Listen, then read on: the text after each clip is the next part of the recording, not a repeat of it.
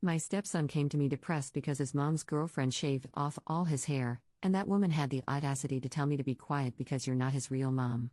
Posted by you/standard_display 6293. This is a throwaway, and all names have been changed.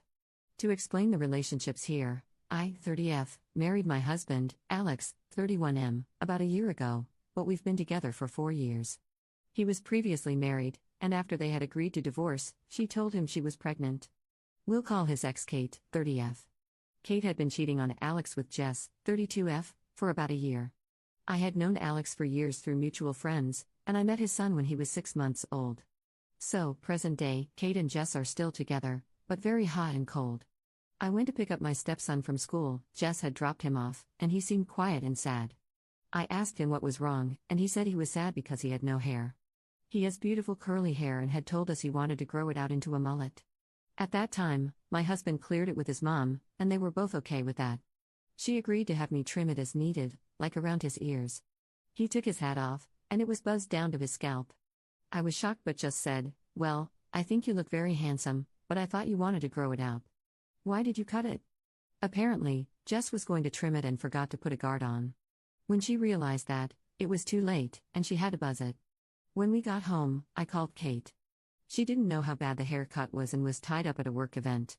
She suggested I make sure I got the whole story on what happened, so with her permission, I went right to Jess after I called my husband, who was driving home from a couple of hours away, and explained what was going on.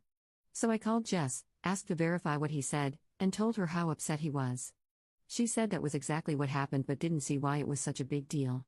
She kept saying I was overreacting and that it's just hair, so I tried to explain that, as a kid, there's so much he doesn't get a say in, so it was a big deal to him. I told her she should never go near his head with clippers again.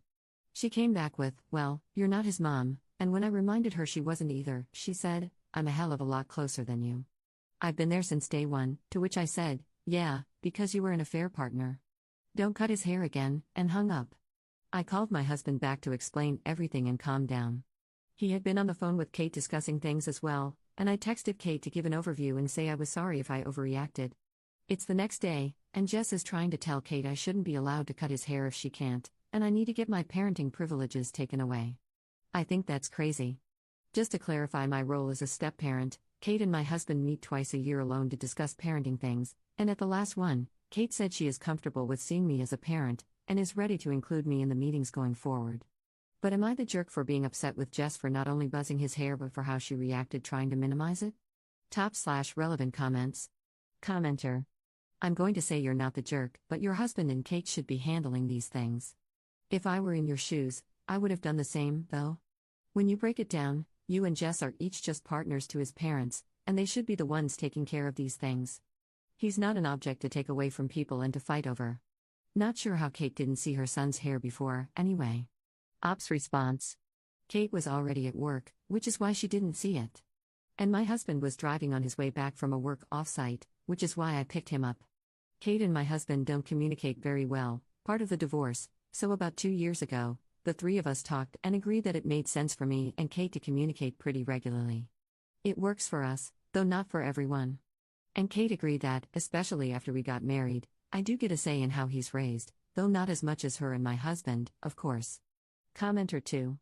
I love that y'all have a relationship where she's okay with you stepping into the mom role and advocating for her son, but, and this is just my personal opinion, it ain't my business. I think using the step-parent as a go-between for the actual parents is super messy. If it works for you, I'm happy for you. Every situation is different, and that's 100% okay. I just think it's a really fantastic way to cause issues in the long run. Ops response. That's fair, we talked a lot about it, and the majority of our conversations happen within a co-parenting app so everyone can see and respond, like a specialized group chat. At first, it was just Alex and Kate, but they agreed together to add me in there as well. We have lines drawn in our communication that help us. Commenter 3. I don't believe Jess. As soon as she saw that she'd shaved it too short in one area, that meant she had to shave his entire head? I bet she didn't like that she was the only one not included in the mullet decision, so she did this on purpose. Update 7 hours later. I ended up posting this in a couple of places, so I figured I'd put one update on this account for anyone who goes through the effort to check for one. My husband talked to Kate about why Jess would do that and react the way she did while he was driving home.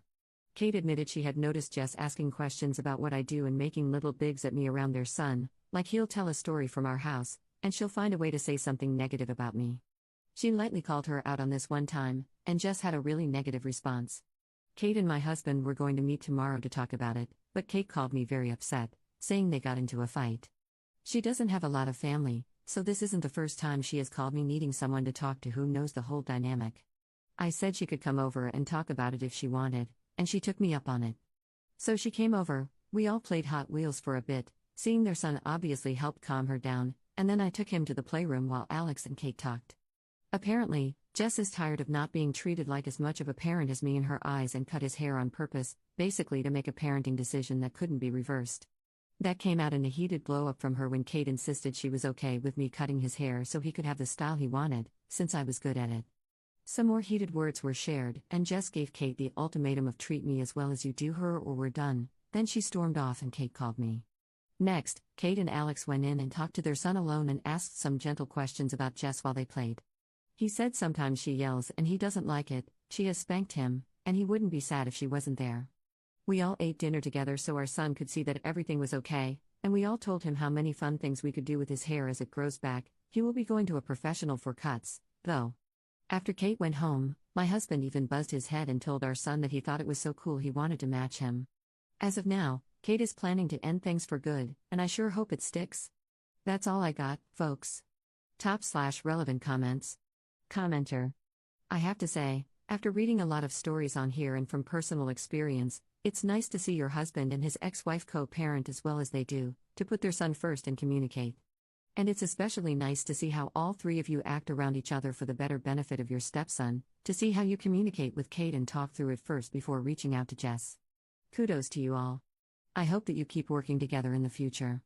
Trust me, as someone whose parents divorced in my late teens many years ago, they struggle to be in the same vicinity as each other. It's hard to plan things for their now grandchildren. Also, listen to your stepson. Kids are very good at reading people. If he wouldn't be sad if she wasn't there, that's a huge red flag for me. Keep working together. I love that dad cut his hair too. Ops response. Thanks, my parents are still together, but my husband's got divorced when he was a teen, and his youngest sister was about my stepson's age. So I talked to her a lot to learn about what did or didn't work and the things she wished her parents had done. A big thing was seeing them in the same room together, so anytime we do a swap at one of our houses, we make a point to spend some time together chatting or playing with him. Second update 2 days later. I had no intentions of posting another update, but I've gotten a lot of DMs asking if anything has changed, so here is a final update before I log out of this throwaway. Kate and Jess met to talk, and I don't know everything that was said, but what I do know is that Kate then told us she would be filing for a restraining order against Jess and asked for my help because, unfortunately, I've had to file for one before. Then, Kate and Alex met at our house and talked over what that means for their son, and that conversation turned into what my role is as a parent. Kate and Alex are now in the process of amending their parenting agreement, which, frankly, they said was overdue anyway because he's a toddler now and all these agreements were made when he was an infant and their divorce was really raw. They asked me if I would be comfortable being written into the agreement to have things like the ability to take him to the doctor, be a designated contact, and a next of kin if anything happens to them, etc. They will also add in guidelines for introducing future partners. A lot of commenters said I needed to back off and let the parents handle this. While there are things I for sure could have done differently, I spoke with both Alex and Kate, and they both agreed they were thankful for how this happened and were glad I was the one who picked him up that day. But overall, Kate is upset. Kiddo is picking out the stencils he wants to spray designs into his hair as it grows out. All schools and family members have been informed that Jess is no longer allowed near anyone in this family on either side, and some important conversations have been had. Top/relevant comments. Commenter. I'm glad things are being worked out between the two biological parents, and I am glad that your position in his life is going to be more defined legally. I hope things stay on this positive path for the little guy's sake because, ultimately, he needs to grow up feeling safe and respected by those around him.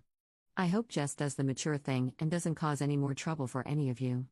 Here's to hoping for a boring life full of joy and laughter for all of you.